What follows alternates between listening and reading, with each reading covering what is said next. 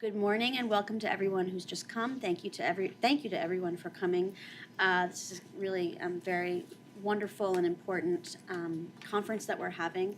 I'm delighted to moderate the first panel, which is called State Responses to Refugee Flows and Displaced Populations. My name is Shira Robinson. I teach here in the History Department at GW. And I'm going to be introducing our speakers and then just kind of moderating. Each person will speak for roughly 10 to 15 minutes. I'm the enforcer. I'll make sure that happens. And then we'll have a Q&A. So first, I just want to introduce Lamis Abdelaaty, who is an assistant professor of politics at UC Santa Cruz. Her current research explores how international and domestic factors have shaped asylum policies in Egypt, Kenya, and Turkey, including why countries open their borders to some refugees while blocking others, and why a number of countries have given the United Nations control over asylum procedures and refugee camps within their borders. Lamis's broader research interests include international relations, human rights and humanitarianism, and asylum and migration. Are we going in this order or the order of the? You choose. Okay. Elizabeth Ferris is up next. She's the co-director of the Brookings and the LSE Project on Internal Displacement and a senior fellow in foreign policy at the Brookings Institution. Prior to joining Brookings in November of 2006, she spent 20 years working in the field of humanitarian assistance, most recently in Geneva at the World Council of Churches. She's widely published in academic journals and the mainstream press, and her most recent book is called The Politics of Protection, The Limits of Humanitarian Action, published in 2011. Last but not least, we have Rochelle Davis, an associate professor of anthropology and the academic director in the CCAS, the Center for Contemporary Arab Studies at Georgetown University.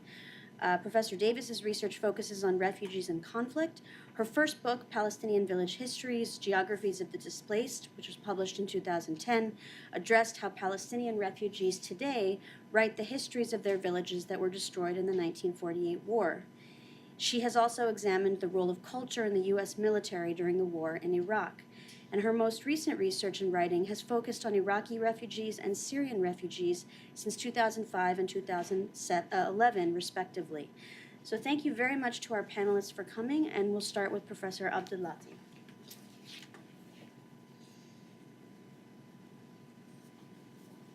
Hello. All right, so I want to start by thanking the organizers for including me in this very exciting conference. So the panel is called, as you know, State Responses to Refugee Flows and Displaced Populations, and that's what my presentation is going to focus on. But unlike my fellow panelists, I believe both of you are going to be talking mainly about the Syrian crisis. I'm not going to be talking about the Syrian crisis because, as we know, the Syrian refugee crisis is not the first refugee crisis in the region. I'm going to focus on how countries have responded to previous refugee flows. And this is something that Professor Petit has just commented on, sort of the importance of doing that for various reasons, right? Looking at previous refugee crises helps us understand why countries respond to refugee flows the way they do. And I'm going to focus on the role of domestic and international politics in shaping state responses to refugee crises. We also know that sometimes a country's historical experience with particular refugee groups shapes its current responses, right? So obviously Lebanon's previous experience with Palestinian refugees is shaping the way that it's currently viewing the Syrian refugee crisis. And third, Professor Petit has also talked about the layering of refugee populations. So a lot of these previously displaced populations remain displaced, right? So even as, for example, the New York Times recently talked about how Turkey has built the perfect refugee camp for Syrian refugees. We know that there are a lot of other refugee populations in Turkey that don't live in refugee camps and don't have access to the same kinds of things that the Syrians do. So even though, you know, the media has tended to focus on the latest refugee crisis, I'm going to try to take us back a little bit. So my presentation is going to focus on three main questions. And the slides are really unnecessary here, but I think this is just a crutch from teaching. So you may not need to focus on the slides so much. So I'm going to focus my presentation, hopefully within the time limit, on these three questions. So first, how might we characterize or how might we measure state responses to refugee flows? Second, how do international and domestic politics shape the ways that states respond to refugees. And third, how can we use this framework to try to explain Egypt and Turkey's responses to refugees? So I'm going to focus on those two countries at the end. So our first question is, how might we characterize state responses? Usually in media coverage, we tend to focus on whether or not countries are opening their borders to refugees, right? That's pretty much it. Is Bulgaria going to let in Syrians? How many Syrians have been let into the United States, and so on? But I argue that in order for us to assess what a good refugee response, a good response to refugee crises might be, or a generous response might be, we need to look, of course, at whether or not countries are opening their borders, but at other factors as well. So we need some kind of yardstick that measures a whole range of things. So we also care about how refugees are treated once they're allowed to cross the border. We care about what kinds of rights are granted to them, what kinds of restrictions are imposed on them, how our country is going to handle repatriation. Our country is going to allow for integration, and what exactly does integration mean? So we care about entry, but we also care about exit, and we care about the conditions of residence for that refugees face. And we care both about laws or regulations as they exist on the books, but also how they're implemented in practice. So this set of indicators here are drawn from UNHCR's global strategic priorities. So this publication is issued, I think, roughly annually, and it basically lays out what the agency sees as its main concerns. So I argue that this makes this set of indicators a reasonable way to compare how various countries are responding, but also to compare a specific country's response to the standards that are laid out in international law. So we can ask whether, to quickly go through these, so we can ask whether a country has ratified the relevant conventions dealing with refugees, but also whether or not countries have created domestic legislation or national regulations to govern refugee affairs. As I said, we want to know whether countries are opening their borders or not, but we also wonder whether there is some sort of process that countries have put into place to try to screen asylum seekers. Under movement, are refugees restricted to camps, or are they allowed to move around more freely? Are they subject to deportations, to detention? Do they have access to social services, to health, to education? Do they have access to the formal labor market? And finally, are they allowed to integrate in some way into the host country? So our answers to all of these questions would help us figure out whether a country is in line with international standards on refugees at a particular point in time. And of course, countries do change their policies on these different indicators over time. And it's also important to keep in mind that for each one of these indicators, there's variation for a single country across different refugee groups. So a single country might decide to restrict one group of refugees to a camp, but not others, or allow some refugees to access the labor market, but not others, and so on. Even those policies that might seem broader or more national, like the decision to ratify the Convention on Refugees, even that countries may discriminate in its application with respect to different refugee groups by, for example, designating certain groups as refugees and other groups as guests, to whom the convention would not apply, therefore. So now that we have a way of measuring state responses, what can we say about the sources of these responses? Or why would a country decide to treat one refugee group differently from another on these different indicators?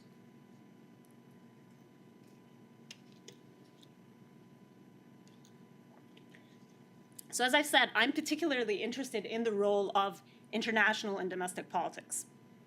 So starting with international politics, I argue that relations between the sending and the receiving country, so relations between the country that's those refugees are fleeing and the country that's receiving those refugees, are going to determine how those refugees are treated. And in particular, if relations between the two countries are bad, I'm expecting to see better treatment than we would see otherwise for a number of reasons. So I argue that if you're a leader in a country that's receiving refugees, you have incentives to treat those refugees well if those refugees are coming from a rival state. And that's for several reasons. You may want to encourage refugees to come over because mass flight is going to destabilize the regime in that country those refugees are fleeing. It may be that when people are fleeing across the border to your country, that gives you the opportunity to point at them and say, look, people are voting with their feet clearly my country is better than the other bad country, or by receiving refugees that gives you the opportunity to harbor opposition against that sending government. So that's the international side of the story. Moving on to domestic politics, I argue that ethnic competition within the receiving country, the country that's receiving refugees, is going to shape how it treats those refugees. And I'm using ethnic or ethnicity here in a very broad political science-y way. So ethnicity basically means any relevant or salient cleavage in a society. So it could be religious, it could be racial, it could be linguistic. So leaders, I would argue, have several incentives to treat those refugees with whom they share some ethnic affinity, those refugees who are ethnic kin, better than they would treat those refugees who are not ethnic kin, for various reasons. So leaders might be just pandering to their own constituency, and we know that people tend to want to treat better those people with whom they identify. It could be that leaders are concerned about improving or maintaining the ethnic balance within their society, or it may be that leaders are instrumentally using ethnicity in order to encourage ethnic mobilization in ways that would favor them politically or electorally. So together, these international and domestic factors shape, I argue, how countries will treat the refugees they receive. So does this mean that these are the only factors that shape state responses to refugees? No, obviously. But I would argue that this perspective is helpful in trying to help us figure out why we see divergences in the ways that countries respond to refugees.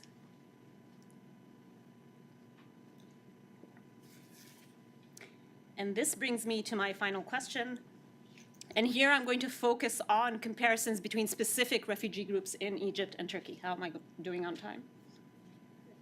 Okay. So for these comparisons, I'm going to refer to some of the indicators that I talked about earlier and see what we can say about the influences of international and domestic politics, of foreign policy, and ethnic politics. So Palestinian refugees in Egypt, the major shift that you see here occurs in the late 70s. So prior to the late 70s, people often talk about what's called the golden era for Palestinians in Egypt.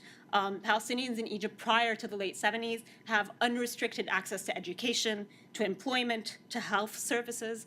Palestinians who were fleeing the 1967 war were able to enter Egypt almost unrestricted. Then in the late 70s, almost immediately after Egypt signs a peace treaty with Israel, almost overnight, all of the favorable legislation is overturned. So Palestinians are excluded from public schools. They're unable to work in the public sector. Palestinians in subsequent years are frequently turned back or stranded at the border. And this continued into the late 2000s when Egypt closed the Rafah border crossing. So we see that once Egypt's relations with Israel changed, almost overnight, you have this set of privileges that are taken away.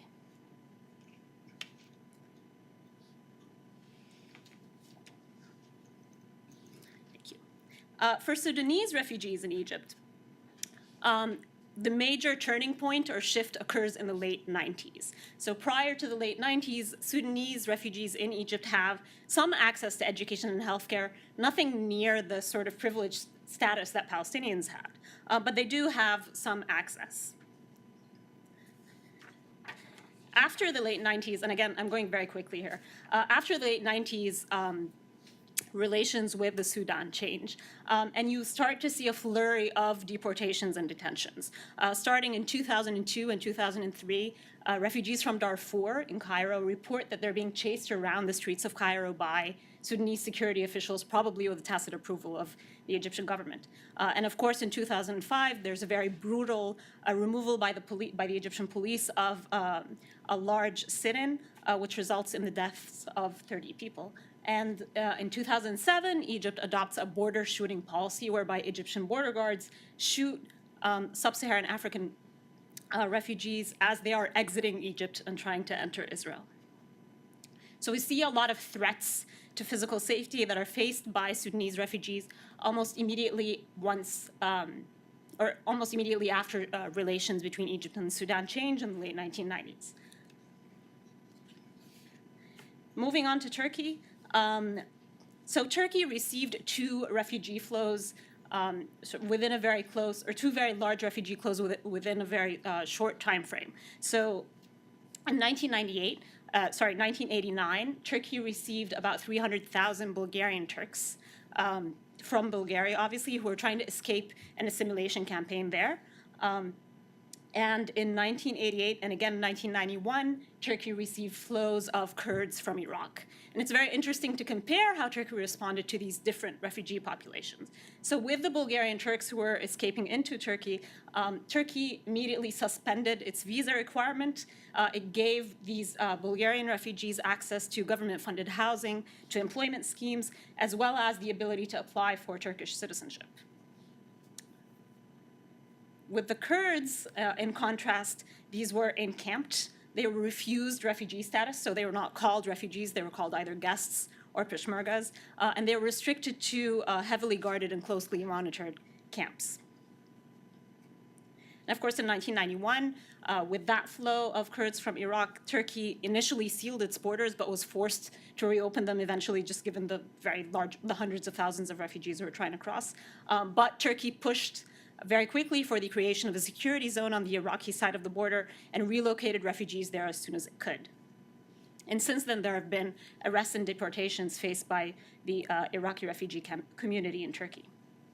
So we can compare the very quick and easy integration of Bulgarian refugees into Turkey, most of whom were Bulgarian Turks, ethnic Turks, with the encampment and very quick repatriation of Iraqi Kurds in 1988 and again in 1991. So I'm going sort of very quickly and very superficially, so there are more rigorous ways to do this. But the general argument that I want to make is that looking at sort of relations between Egypt and Turkey and the respective countries from which they're receiving refugees, and also at the ethnic identity of the different refugee groups and how that matches up with these societies, helps us understand why these countries have responded to these refugee flows in the way that they have. So to conclude, I've argued that state responses encompass more than just the decision to grant entry, right? So we care about whether or not countries are opening or closing their borders, but we also care about other stuff, like whether they're allowing refugees to access the labor market or whether they're encamped or not. I've argued that state responses vary over time, but also by refugee group. And I think the tendency to focus on just one refugee crisis at a time makes it seem as though each country has a single refugee policy, whereas it's actually the case that a single country can have various different refugee policies that are targeted towards different refugee groups. And third, I've argued that states' responses to refugees are shaped by foreign policy and ethnic politics. And I'll stop there. Thank you.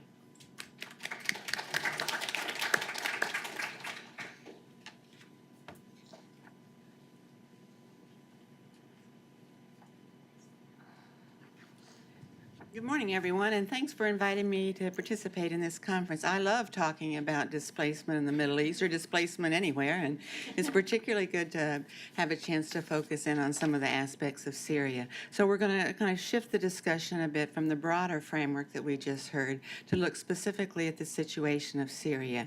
And I'm going to begin by talking about internal displacement inside Syria, and then Rochelle, in kind of a seamless transition, is going to talk about the experience of refugees in neighboring countries. Just to say one sentence that kind of sums up the situation of internal displacement, or IDPs, in Syria. It is massive, it is dynamic, and it is largely invisible. Thinking about Julie's question of where the attention focuses, it really focuses mainly on the refugees. They've crossed a border. They're immediately an issue of international concern. I think the camp at Zaatari was set up deliberately to focus attention on this group, because once people are dispersed and living among communities, they become more invisible. And certainly that's the case for IDPs inside Syria. You know, my background is in humanitarian work, and humanitarian actors depend on numbers. Numbers give an indication of the scale of the problem. We hear that there are 2.6 million Syrian refugees now, expected to grow to 4 million by the end of the year. It gives a sense of the magnitude of the crisis, but these numbers are not very accurate. These numbers reflect the number of officially registered refugees in the countries. You talk to a dozen people from Lebanon, they'll give you a dozen different estimates of the number of Syrians who are living there in other with other kinds of status, undocumented or seasonal labor or family ties, etc. And this becomes even more complex when it comes to IDPs. If you look at the UN statistics on IDPs, the number, the refugee numbers kind of go up like this in a steady linear fashion.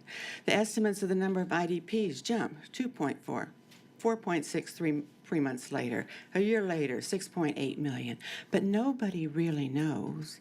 And if you talk to the UN's office that collects those statistics, they get a little bit defensive and they say, well, we triangulate the figures. We look at figures from the Syrian Arab Red Crescent, which is by far the most active group providing assistance to Syrian IDPs, and we look at our own sources, our UN sources, what we count, and then we get the figures from the Syrian government, and we triangulate those. And they didn't say this, but they also probably negotiate those numbers to determine what is an acceptable figure to release. UN has been coming under pressure not to release any more estimates of IDP numbers, in part because of some of the difficulties in providing those numbers. Anecdotal evidence from talking with people working on the ground inside Syria suggests that perhaps most Syrians are not sleeping in their homes. That displacement is multiple. People will go stay with a relative, they'll come back, they'll go stay with a friend, they'll heard things are better someplace else, they'll move. It's multiple, it's dynamic, it's hard to count when people are moving multiple times. I remember talking with an official in the Jordanian government who said, oh, the Syrian refugees Jordan is stop number 4 for them. Our estimate is that they've moved 3 times internally before they decide to leave the country.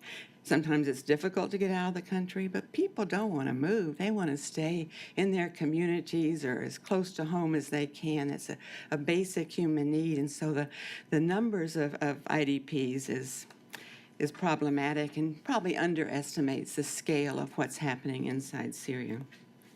According to international law and international guidelines, it's the responsibility of the state to protect and assist those who are displaced within the borders of their country.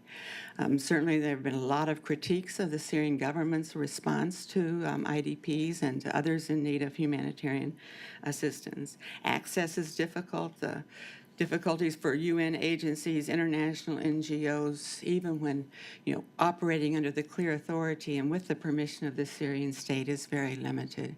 The number of checkpoints that have to be passed by World Food Program or other UN organizations to deliver assistance is very troubling.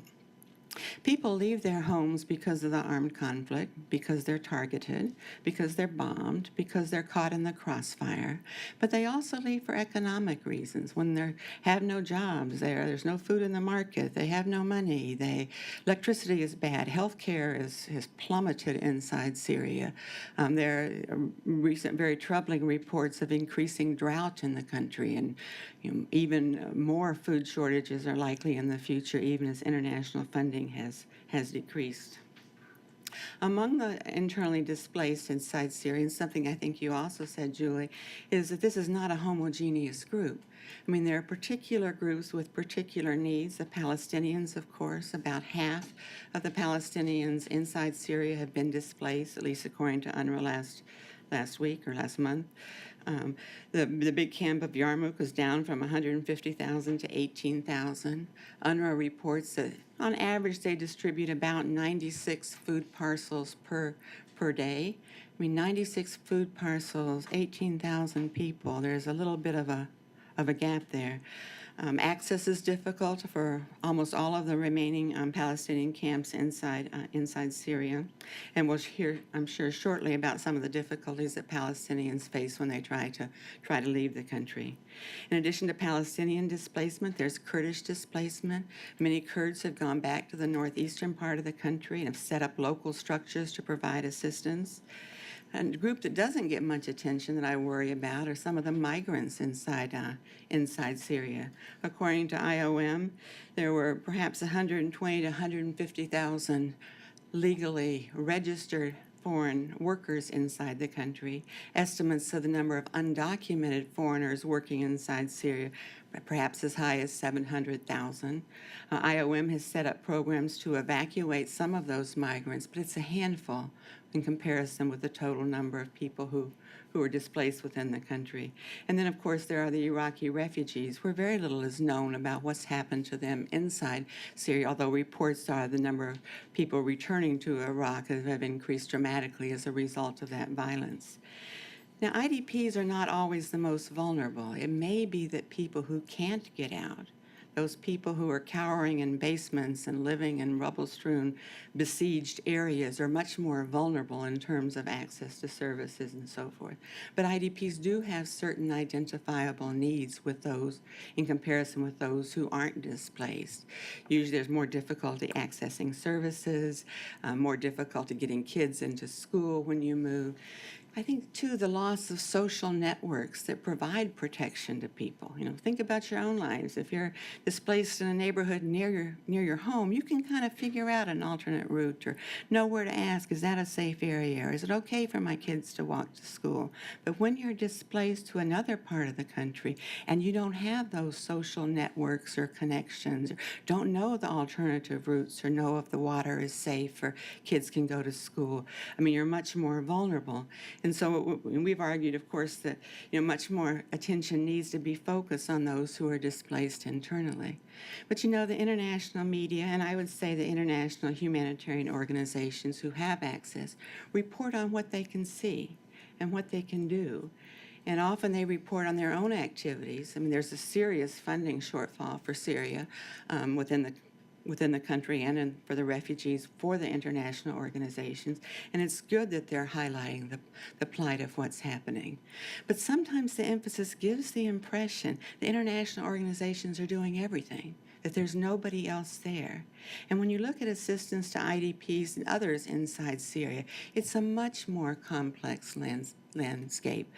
For example, grassroots family support is probably the #1 source of assistance for most displaced Syrians. Taking in neighbors, or family members, or providing jobs, or letting people live out back is as a key part of the assistance that's rarely mentioned in a lot of the news coverage or the reports by internationals. Local and diaspora NGOs play a tremendous role, and particularly at a time where internationals have such a hard time getting access. Estimates are that there may be up to 500 diaspora groups providing assistance in one form or another inside Syria. Tons of Syrian American groups, but Syrians have been dispersed throughout the world for a long time, and some of those groups are providing medical supplies and using family connections and using that nice phrase, informal means of sending assistance inside Syria. There are quite a few Syrian NGOs working inside the country, both in government-controlled and rebel-controlled areas. We don't hear very much about their actions. Sometimes deliberately they don't want a lot of publicity in order to deliver their assistance and be able to operate within the country. Faith-based organizations traditionally in Syria have had a lot more leeway and freedom in operating than secular groups or other kinds of civil society organizations. So mosques and churches have been used as shelters, for example, for IDPs. There are right now there are 16 international NGOs working inside Syria with the permission of the Syrian government. There are 15 UN agencies working with the permission of the Syrian government. It means that they will operate primarily in the government-controlled areas. There have been efforts to cross lines and deliver assistance elsewhere, but those take tremendous negotiations, sometimes months of negotiations, to allow a single convoy of non-food items to be distributed. The government has programs for IDPs. We don't know very much about them. There are public shelters where IDPs can live. As I mentioned, the Syrian Arab Red Crescent is the premier humanitarian non-governmental organization working in the country. As is the case with all Red Cross, Red Crescent associations, there is a close relationship with the government. I think SARC often walks a very fine line between living up to humanitarian principles of impartiality and neutrality, and yet depending on support from the Syrian government to allow it to operate. All foreign NGOs in the country work through SARC. The bank accounts are joint bank accounts between a big NGO and SARC. There's a great deal of collaboration and sometimes competition. And finally, there are a whole range of non-traditional groups that we just don't know very much about. There are local councils in many of the rebel-controlled areas which are distributing humanitarian assistance. In Idlib, for example, there are 300 local councils, some of which are doing great work, some of which may not be doing great work, most of which we know very little about. There are a lot of the rebel groups or opposition forces use humanitarian assistance as a way of building political support. I mean, when a rebel group can provide food or medicine or help you build a house or find safety, there's a political payoff to that kind of support. Some efforts to coordinate it. And finally, I'll just mention that a lot of the discussion in the humanitarian community focuses on cross-border operations, which are taking place from Turkey, particularly from Turkey, but also to a smaller extent from both Lebanon and Jordan. A lot of these is very clandestine. People don't talk about it. They worry about the safety of their counterparts and local organizations inside Syria who are distributing the assistance. It's leading to changes in the way that humanitarians operate. If you can't monitor, you can't count how many people receive that medicine, for example. It makes it more difficult reporting to donors. You give it to a group, you hope it goes to the right people, but the whole monitoring thing is changing and I think requiring a great deal more trust on the part of international with local organizations, which has sometimes been in short supply. So the situation for IDPs in Syria is dire. It's massive, it's dynamic, it's largely invisible. Hope we have further research on this and more pressure on the UN and others to do more comprehensive reporting. And the internal displacement in Syria is directly related to the flows of refugees to neighboring countries. That was my transitional sentence. Thanks.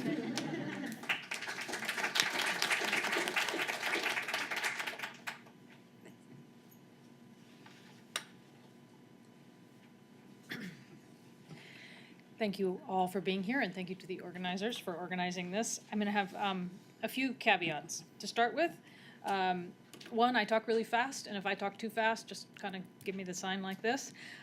Two, I think it's rather ironic that I'm on the panel on state, given that I'm an anthropologist, and so I'm going to not do that state thing very well, but I'll try, so political scientists forgive me. And three, my title is something that we sort of agreed on because on the panel we talked about what we were each going to talk about, and mine focuses on kind of a comparison between Jordan and Lebanon in how they are dealing with refugees, in particular Syrians. So to transition from Beth's presentation to mine and to sort of echo some of the things that have been said and to really appreciate Julie Petit's questions that she pushed us to think about and all of her rich information, I think it's really important to realize that as we look at the Syrian refugees, we need to recognize that while the humanitarian aid community wants to remain neutral, it is not able to because humanitarian aid being provided inside Syria depends on Syrian government approval, as Beth outlined. Therefore, humanitarian aid is a weapon in this current war because the non-regime controlled areas, there is no way for the UN and other bodies to bring aid to them except through the Syrian government. And the weakness of the international community in protecting people inside Syria has meant then, therefore, that as we know, millions of people have been pushed outside of Syria, either for security reasons or to access any kinds of services or just help or just to survive. So I think we need to be really, really clear that humanitarian aid is not neutral. And the humanitarian aid community will stand back and say we don't take sides and that sort of stuff. But by virtue of the weakness of the international community, we are, all of us are. So just always remember that. The other thing that I want to kind of then talk about is 3 years into this, people are coming out weaker and weaker. They're in much more need of services, and so 2 years ago, somebody might have come out with $50 in their pocket and been able to kind of get from one place to another at least. Now they're coming out with nothing like maybe not even a plastic bag of their clothes or whatever. So the community is having to respond to this in a different way than it did 2 years ago. They're coming out with 2 years of maybe no access to health care of any kind whatsoever. They're coming out with maybe 2 years of their children never having gone to school. And this is fundamentally different than 2 years ago, for example. So I'm going to talk now about, I'm going to throw out the numbers just because we need to know numbers. Syria has a population of over 22 million people. We now know that 2.6 million Syrians are registered as refugees, with another at least 6 million inside as internally displaced. So if that's almost 9 million people of a population of 22 million, we're talking about basically the kind of devastation and destruction of the human population of the country and all that it ever knew. Lebanon, as you all know, just started hosting its millionth registered refugee last week. It's now got another 9,000 on top of that 1 million, in a population of 4.5 million. Jordan is a population of 6.3 million, and it hosts registered 600,000 Syrian refugees. It also has registered 30,000 registered Iraqi refugees, with probably another 100,000 or more Iraqis in there. So I have 2 points here that are, I think in looking in comparing Jordan and Lebanon's responses to as refugee hosts, I think there's a really sort of important crux, and this is my nod to political scientists, because I think the ways they think about this are really crucial. Jordan has centralized policies towards dealing with refugees. It's a strong state with very kind of strong management for the most part, and kind of a security mindset that thinks and implements all the way through. So if a policy comes up from the top, it tends to get implemented all the way down to the level of a police person on the street. Lebanon is the exact opposite. It has a very, very weak kind of national state structure, and it has a no policy. So it's been very hard for anyone dealing with refugees and the refugees themselves to figure out what is happening vis-a-vis the Lebanese state, and that allows for an incredible amount of freedom and an incredible amount of exploitation and lots of other things. So those are the two sort of, and I'm going to go through and talk about the details of that, but that's kind of the framework in which I've tried to compare these two countries. Since I don't have time to go through the history of Jordan and the history of Lebanon vis-a-vis refugees, there are two elements, I think, of the Jordanian and Lebanese historical experiences that are relevant. So forgive me for just focusing on these two.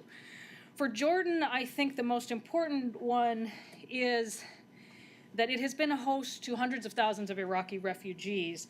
I mean, there have been Iraqis in Jordan fleeing the Saddam Hussein regime since the 90s, but really it's post-2005. Iraqis came, as I said, in hundreds of thousands of numbers. They were largely middle-class urban refugees coming from more urban areas, and they, as people have talked about, stayed entirely in the urban areas. So two things happened. Jordan and the international community were not prepared for them. Everyone had prepared for refugees after the 2003 invasion. They didn't show up. And so then when they came in 2005, people were not ready for them. And then the Iraqis themselves, for the most part, came with some savings and rented apartments in Amman and its surroundings. So they sort of also positioned themselves very, very differently. So then Jordan set out to manage these refugees, and that, I think, informs how it has also sort of approached Syrians, as other panelists have discussed. Now, Lebanon's history with Syria is also very crucial, and it seems to be that this is where the humanitarian aid community would do a lot better to learn things about the countries in which they're working. And I know that sounded really snarky, and I sort of meant it to be really snarky, because I think the fact that they don't know, one, that they don't know Arabic, but two, that they just don't know the country where they are, really sort of limits their ability to do good aid provision. So, there was a Syrian military presence or occupation of Lebanon from 1976 until 2005. That makes Lebanese very wary of Syrian intervention. It also makes the sort of cooperation between parts of the Syrian government parts of the Lebanese government and the Syrian regime very fluid, and they go back and forth and they talk security with each other, et cetera. So, and that should terrify Syrians, and it does, who are in Lebanon. There's also been a long history of Syrian migrant workers who populated the agricultural and service sectors, and they have a lot of knowledge of the country and ties to people who need their labor and other things. And those Syrian workers now use those ties to find jobs and housing, and they also work sometimes as kind of brokers between people who need labor and Syrian refugees who are coming in. And then I think the third part of all of this history is the relationship between the Syrian regime and Hezbollah, which is part of the Lebanese government, but entered the fighting in Syria on the side of the Syrian regime in May 2013. And that's a huge kind of river of issues that need to be addressed. Okay. So I'm going to go back now to my point of kind of centralized policies and a strong state that the Jordanian has versus the Lebanese state with its sort of no policies, weak state towards Lebanese. First of all, this has been in the management of donor funding. Jordanian government has been very savvy in making sure that it receives funding from outside donors, both for refugees, but also in particular for Jordan's infrastructure and services. The Jordanian government requires all refugee aid groups to get approval through the Ministry of Planning, which they've now renamed. It's got a great website. You should go look at it. And while there are non-approved groups functioning in Jordan, those tend to be religious organizations, and I can talk a lot more about that if anybody's interested. In addition, it has for Iraqi refugees, and I'm pretty sure it does for Syrian refugees, it requires programs to dedicate a percentage, usually 25%, of its funding to the local communities. So whether that's school programs or trainings that, you want to have a program for 100 people, 25% of those people are designated as from the local community. So Jordanians, Palestinians, et cetera.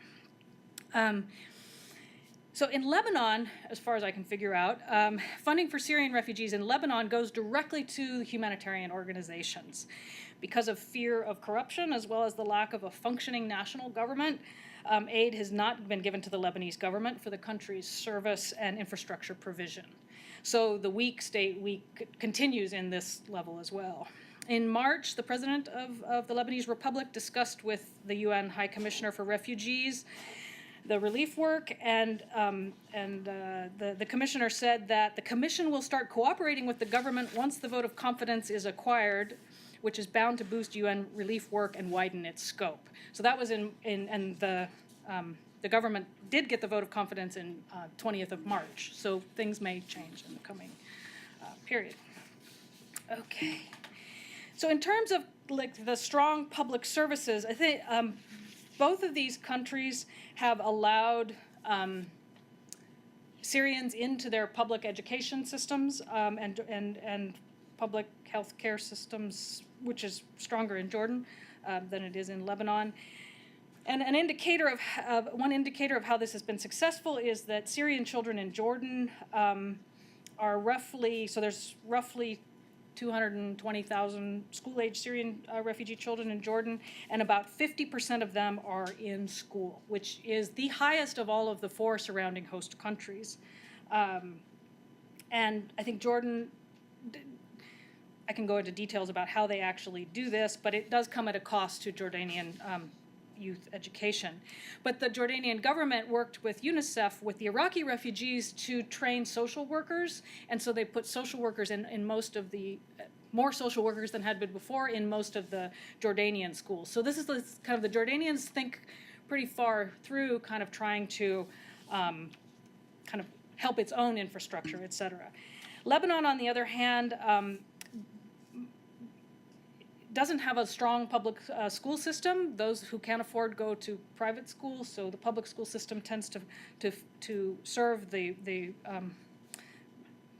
lower economic classes in general. So now their schools are overcrowded, and even though they use the double shift, they cannot accommodate even sort of a majority of the Syrian refugees. So they estimate about 30% of Syrian children are in formal education in Lebanese schools.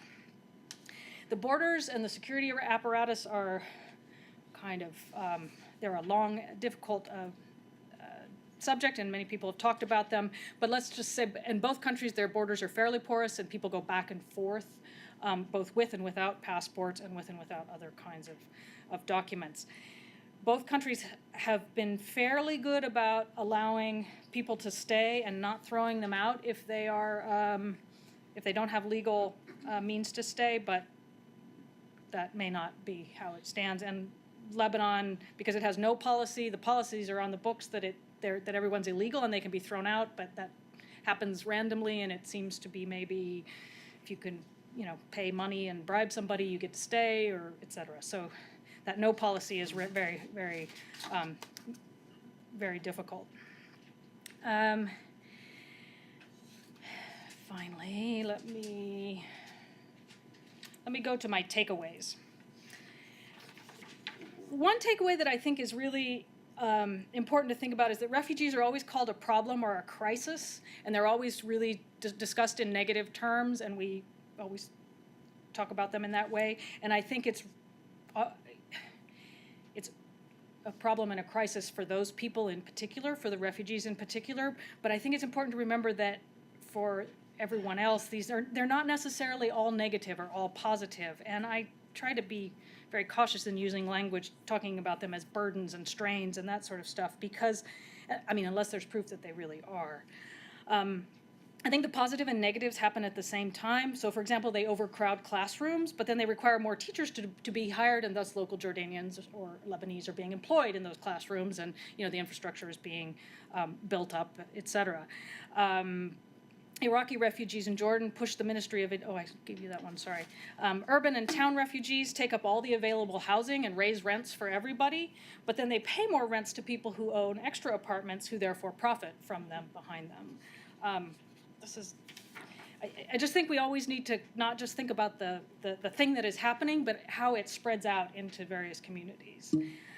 And finally, no, not finally, I have 2 more points. One, people talk about the host countries and the problems, et cetera, but I think we always also need to talk about the generosity of the host countries. Really, with all the countries surrounding Syria, with the exception of Israel, have kept their borders basically open for refugees, and I think that we're not doing that. So, who are we to cast, to really sort of say that the countries aren't being generous? And I think the fact that people can flee the fighting in Syria into these places and be safe. People don't starve to death in Lebanon. They don't starve to death in Jordan. They do starve to death inside Syria. So it's really important to kind of recognize that these host countries are doing this at great sacrifice, and sometimes they also benefit from it as well. And finally, I think, to go back to the point that I opened with about the weakness of the international community, I think we get so focused on talking about refugees and all these sorts of things that the best way to deal with the refugee crisis is to end the fighting in Syria and create safe spaces for refugees to return and rebuild their lives. And we just don't talk about that. We somehow separate humanitarian aid and the humanitarian community from the political, but it's all meshed together. And really the only way to fix this, if that is even possible, is to end what's going on in Syria now. Thank you.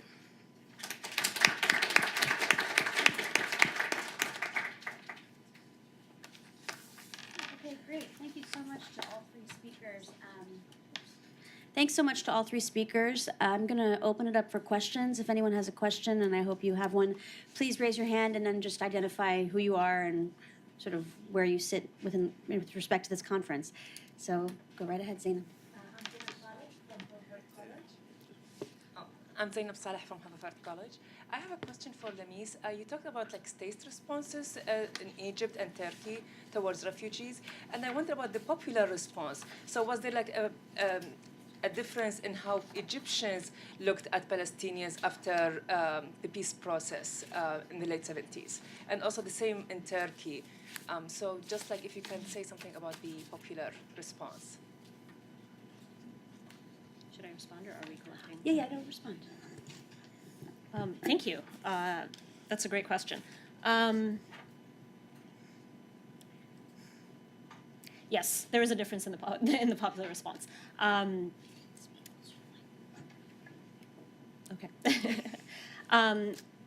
So I think, so my main focus is that there is a difference in popular attitudes towards Palestinians versus Sudanese in Egypt, right? And there's a difference in popular attitudes towards Bulgarians versus Iraqi Kurds in Turkey, right? So that would be the main.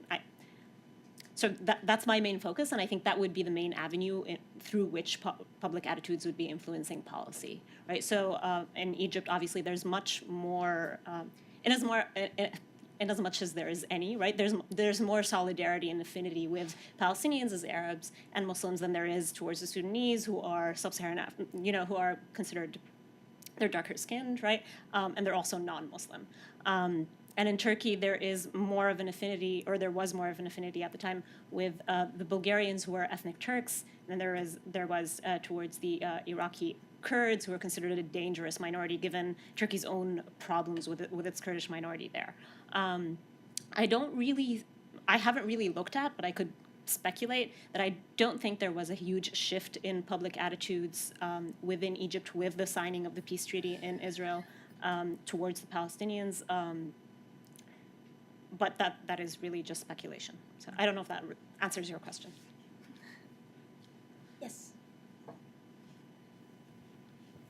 Sally Judson, the SETA Foundation. I was wondering if you could talk a little bit more about Turkey's response to the Syrian refugee crisis, and maybe particularly, if this is an area of interest, Turkey's decision to run most of the effort through AFAD versus working more with the UN, and kind of the restriction you see to NGOs within Turkey, and possible reasons, possible benefits for that decision.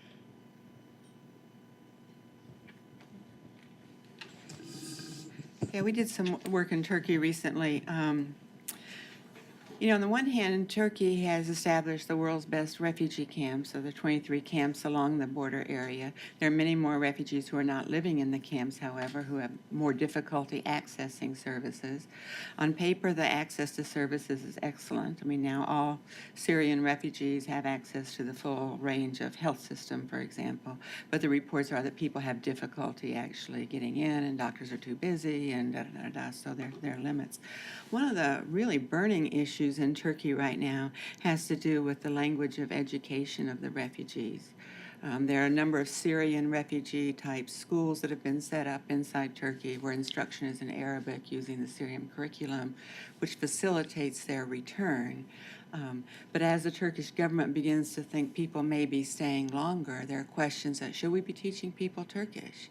If we teach people Turkish, does that mean they'll never go back? So it's a really hot debate right now, what language of instruction to use for Syrian refugees.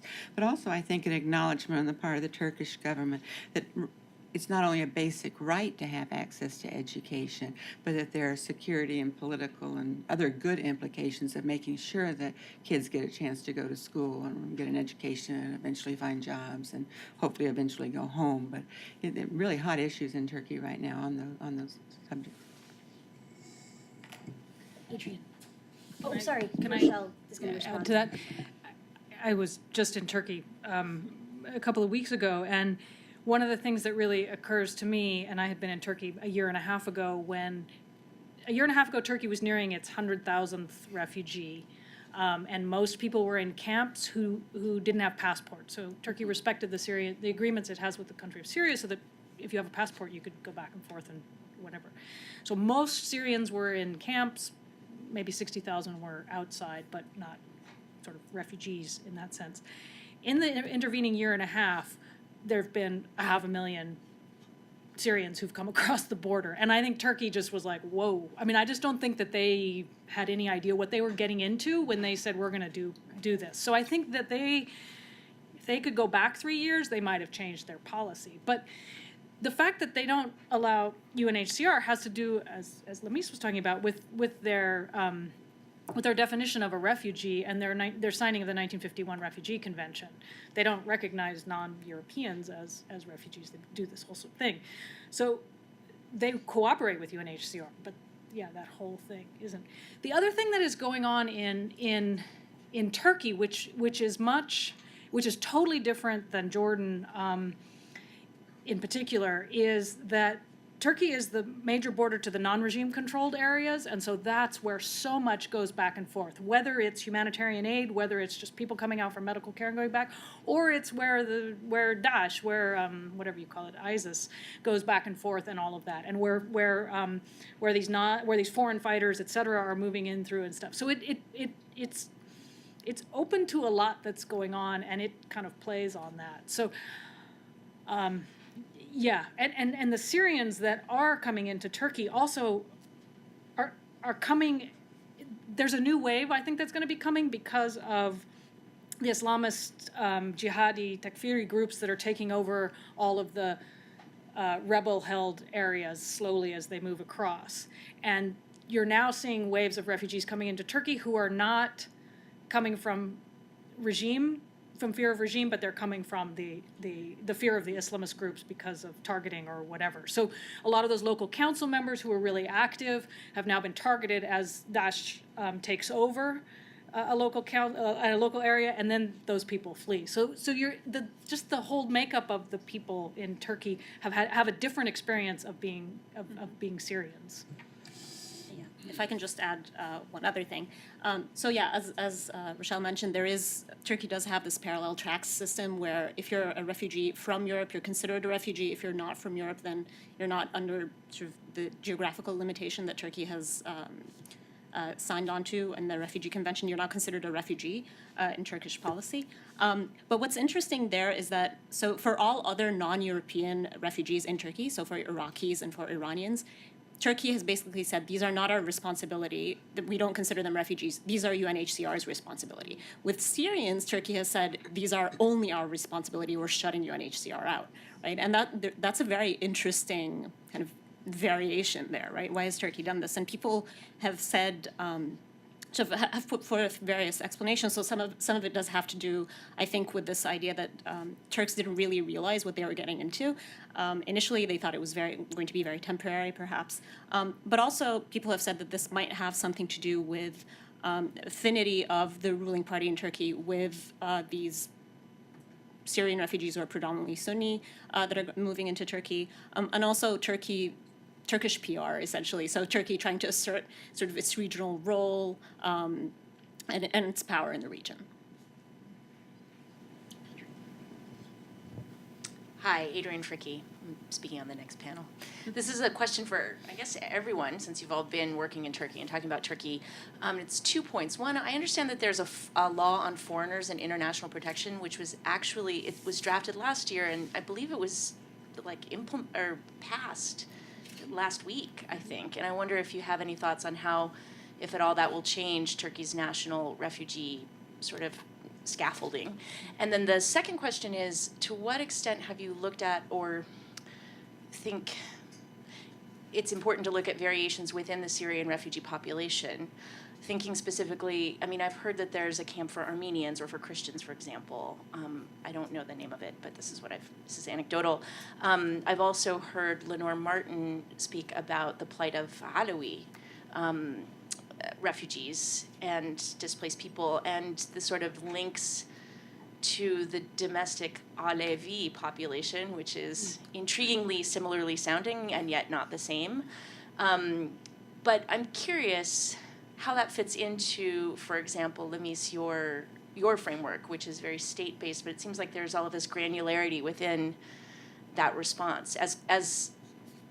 As sort of complete as the Turkish government's response has attempted to be, it seems like this big, messy mass of people is making it very complicated. So any thoughts you have on that would be very appreciated. Yeah, I think there's a great deal of positive energy around the new law on migration. I can't remember its exact title, but it does seem to codify a new response by the Turkish government to all foreigners, both those coming for purposes of labor, but also with implications for asylum. That's going to become a really big part of the government. They're hiring like crazy and beginning to talk about how it will be implemented throughout the country. So I think it's an open question, but a good one. Turkey has also received dramatic increases of non-Syrian asylum seekers over the past few years. I mean, all the attention focuses on the Syrians, but the number of other nationalities coming to Turkey, most of whom apply for, large percentage of whom are eventually resettled to other countries. Resettlement has been the traditional traditional response.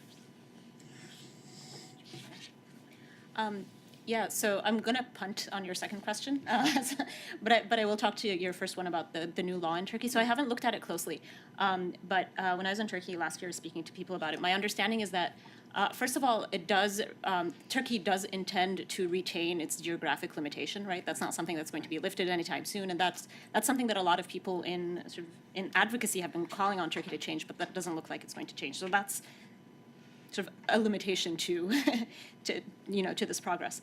The other thing that's interesting about this law is that my understanding is that this law comes out of Turkey's process of accession to the European Union, and also sort of Turkey having received several rulings against it in the European Court for Human Rights.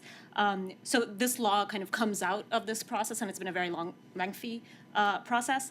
But people, I think, are concerned that this law is going to make Turkish policies on migrants and asylum seekers and refugees similar to those of Europe, in that if you're able to make it into the country, then you get much better quality of residence, but it's going to make it much more difficult for people to actually access those services. So there's a quantity versus quality trade-off that might be happening there.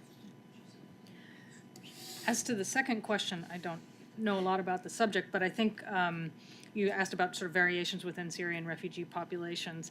And I think it goes in some ways to how people learn how to be refugees. And I think that's something, in addition to all the things that Julie talked about, something we really need to kind of think about and study, because it's happening, and how people learn how to leave their homes behind and what that means. And so who they welcome, who they don't, who they want to live with, who they don't. That becomes part of it. So, but specifically in Turkey, a lot of the international organizations and a lot of the Syrian refugee-focused stuff was put initially in Hatay province in Antakya, where a lot of the refugees had initially fled.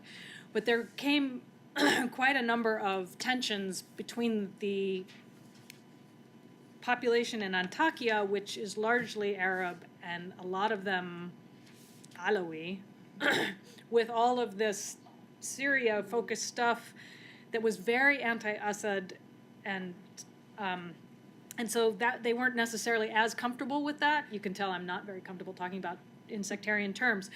But consequently, in the last year, much of the aid and refugee sort of stuff, et cetera, the headquarters have been moved to Gaziantep, which is doesn't have an Arab population living inside Turkey, et cetera. So that was, I think, the Turkish government's kind of attempt to say, look, we got something going on here and we're just going to move it. So that's what I've heard. I don't know if any of this is actually true, but this is what people were talking about. Yeah. That's correct. So Gaziantep and some operations in Tunis. Yes.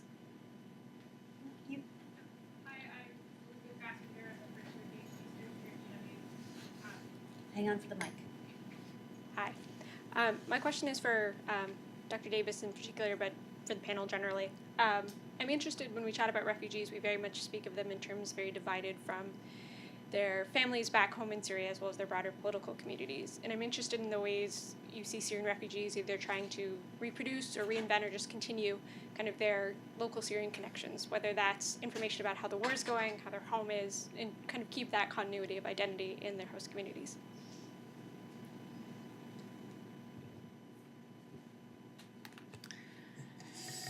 Hi, Lizzie. Lizzie's a former student, so yay, glad you're here.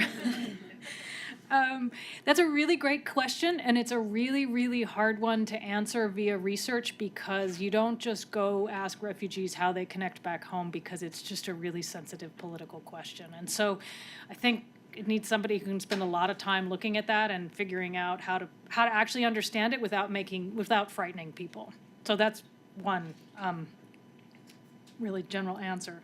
I think Julie's discussion about kind of how the communities are being set up in the camps themselves also gets at some of those things. But one of the important issues we found in our research was looking at how people use money, and they want to buy phone cards and they want to buy internet time.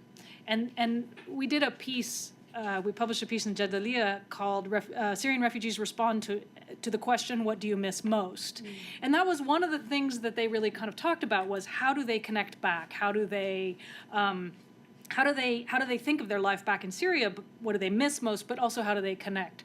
So the fact that when they get World Food Program vouchers that allow them to go buy lentils and rice and oil and these sorts of things, they sometimes sell them so that they can get cash, so that they can then buy phone cards and internet time, so that they can call people back home.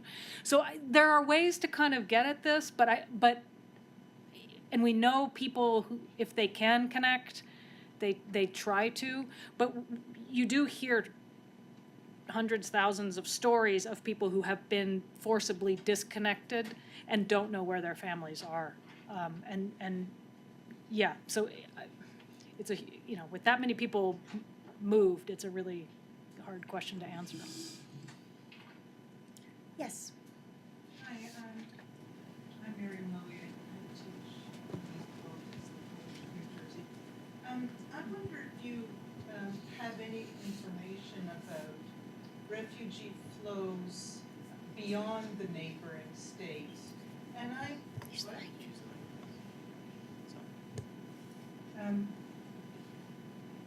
I can just say a couple of words from my own observations. I've seen in Morocco Syrian women in parking lots begging, who I don't know how they get there. It's quite a journey from Syria to Morocco. And then in the Gulf, I would run into Syrians who would talk about how impossible it was to get accepted into any of the countries, and talked about various movements from Yemen through Saudi Arabia to Qatar.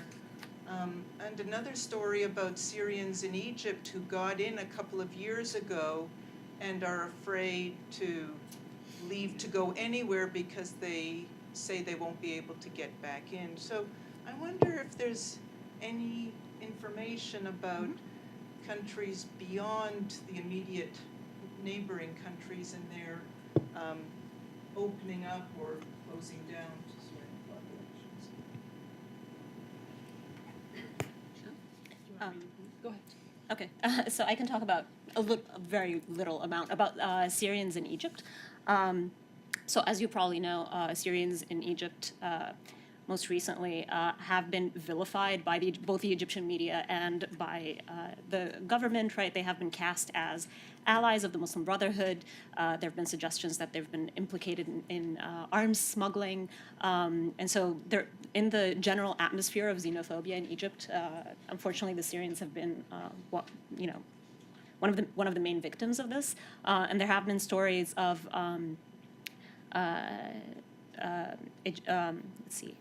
Egyptian patrols firing on boats that Syrians were trying to take in order to try to flee Egypt, to try to go across the Mediterranean into Europe. Stories of Syrians being detained in Egyptian prisons, I think in Alexandria and elsewhere, for months, perhaps longer, including sort of small children and babies that were born in prison. So unfortunately, the Syrian refugees in Egypt have, I think, been caught up in the sort of domestic political turmoil and domestic political events in Egypt in ways that have been very detrimental to their life. I mean, refugees in Egypt in general, conditions aren't that great for them, right? Because they're unable to work, they're unable to access the formal labor market, and so they must rely on their own resources. When you add to that the idea that there is a general xenophobia, there is a vilification, and there is suspicion of foreigners in general, but Syrians in particular, then conditions for them become much worse.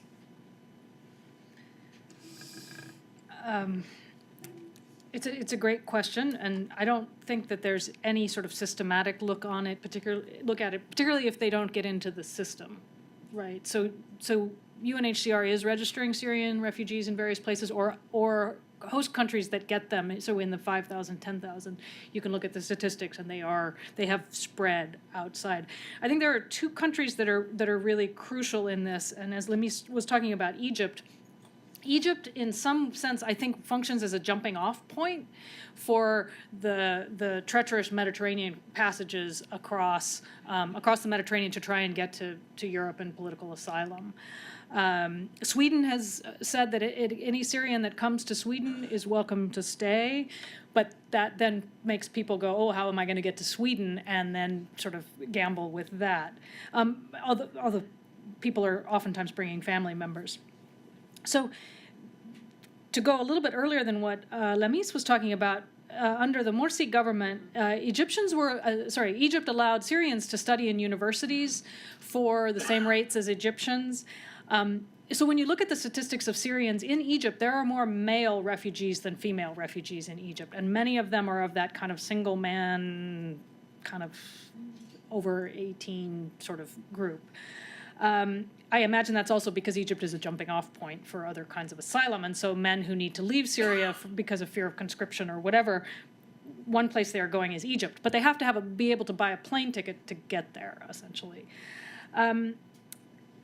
Another place that's important to talk about, so Egypt has about 150,000 Syrian refugees, and Iraq has somewhere around that number. I can't remember the number off the top of my head. It's also a place that has more male refugees than female refugees. Close to 60% of the population is male refugees. One of my current research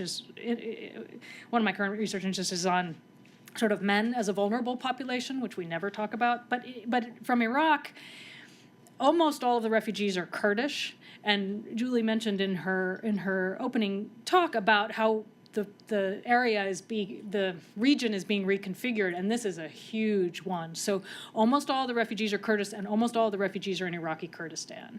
And so this sort of transfer back and forth between Kurdish Syrians and Kurdish Iraqis, and if these children start going to school in Kurdish, and the larger question of what Kurdistan means, could be, etc., is there. And the Kurdish regional government is allowing well-educated Syrians to work, which also may be why there are more men there. But they see Syrians as a well-educated population as well. So I know that isn't totally answering your question, but that's a stab. Yes, in the back. My name is Matthew. I'm with Syria Relief and Development.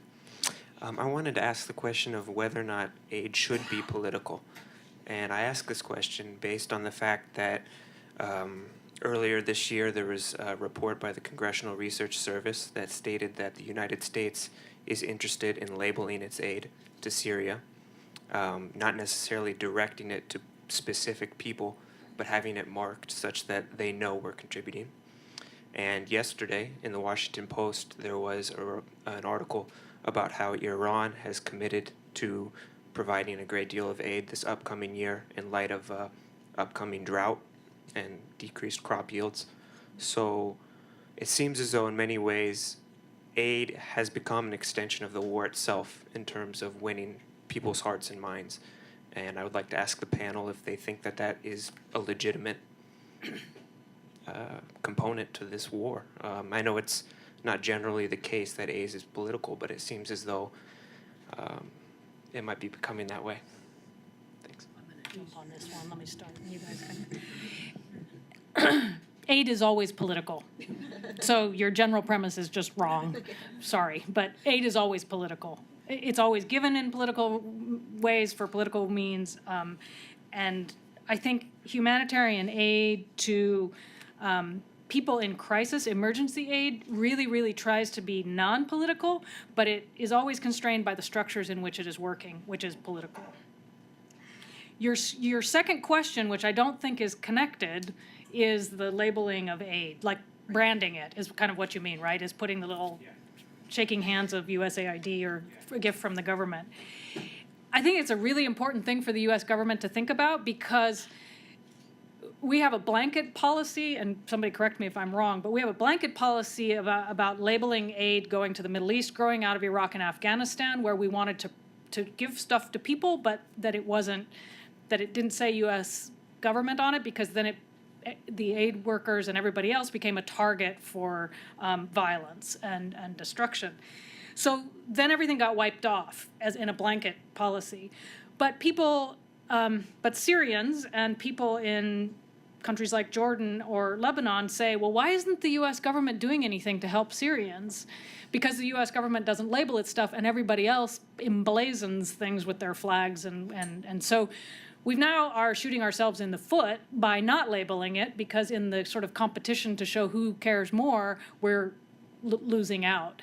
So I think on one level, we need to be much smarter in this. We, U.S. government, need to be much smarter in this branding process, where we're more strategic about what we label and not let kind of Congress decide. And on a larger kind of bang, everything should be labeled or nothing should be labeled. It should be strategic and smart. So, yeah. Yeah, I agree. There was no golden age where humanitarian assistance was delivered impartially with neutrality and independence.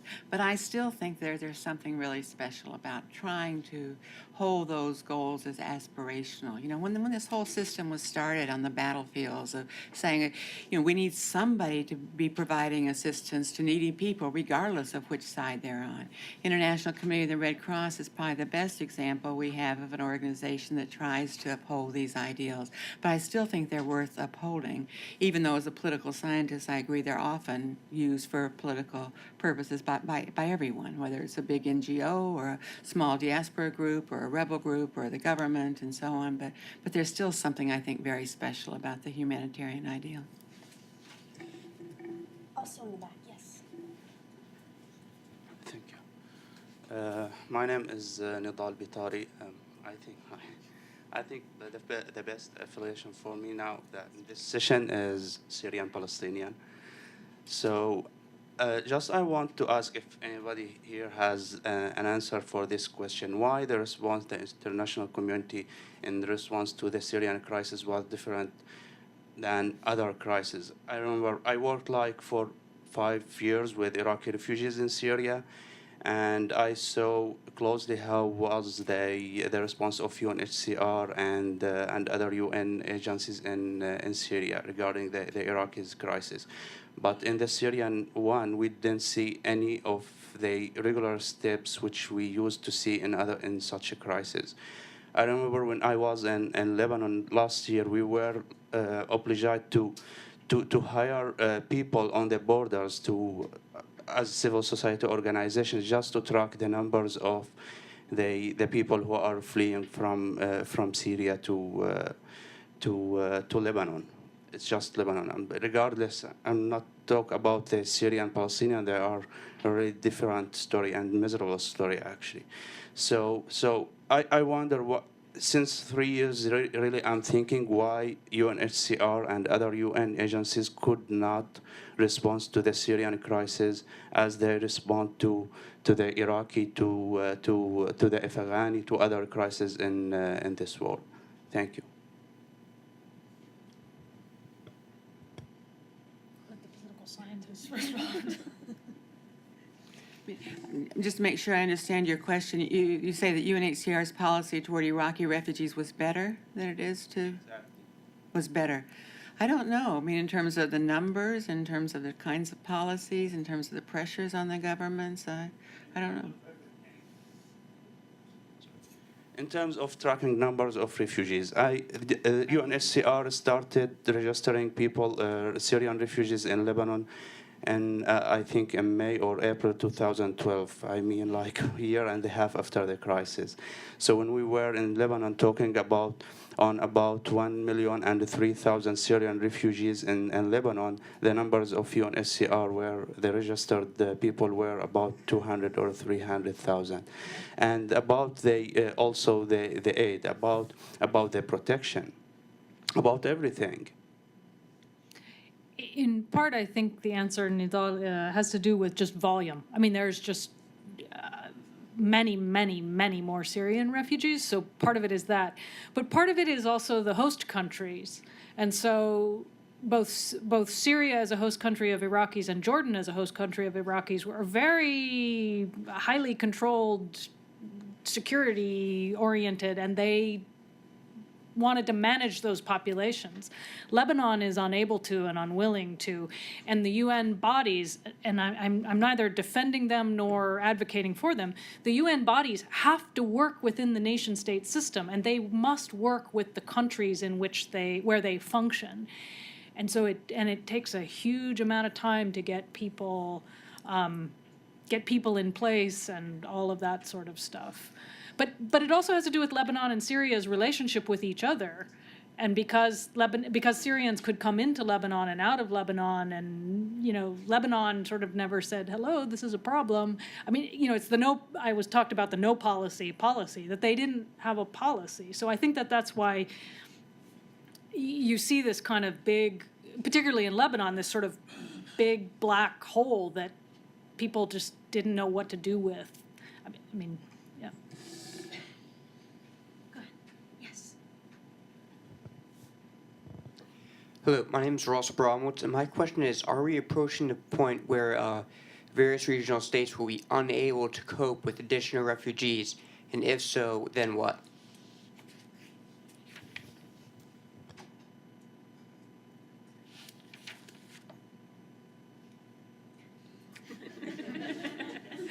I mean, people have been saying this for a long time in terms of the capacity of societies to absorb this many foreigners, and strain on services, economy, whether you use terms like burden or elsewhere, and yet somehow they don't collapse. I mean, people said that about the Iraqi refugees. It's going to be a destabilizing force in the region, and it didn't happen, you know. So I think societies have an ability to expand, especially when there's international assistance, to meet some of those needs. I don't know if it will happen. I worry most about Lebanon, of course, in terms of the potential for serious destabilizing and so on. But maybe if I could just pick up on one other point I wanted to say in response to Julie's call for new terminology. I think we need to re-examine the word host. Host community, host country.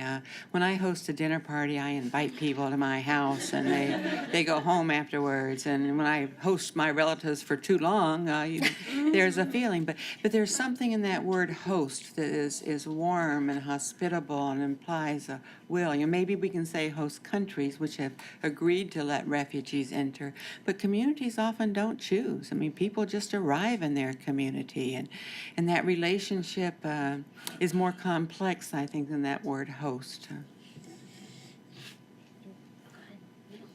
I agree with Beth that no, I mean, yes, it seems like they're at the breaking point, but I think they aren't. I think they can continue to deal with additional refugees, and I like your host rethinking as well.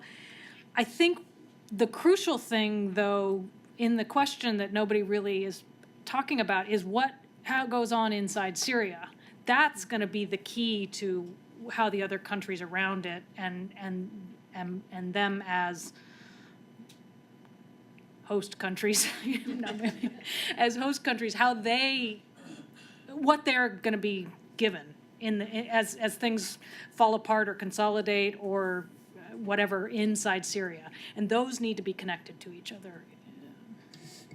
Yeah, just a final, and this is actually drawing on Rochelle's presentation, but I think so the consequences of refugee flows depend on the ways that countries respond to those refugee flows, right? So going outside the region for a second, so there's literature about why it is that Rwandan refugees sparked violence in the DRC, but not in Tanzania, right?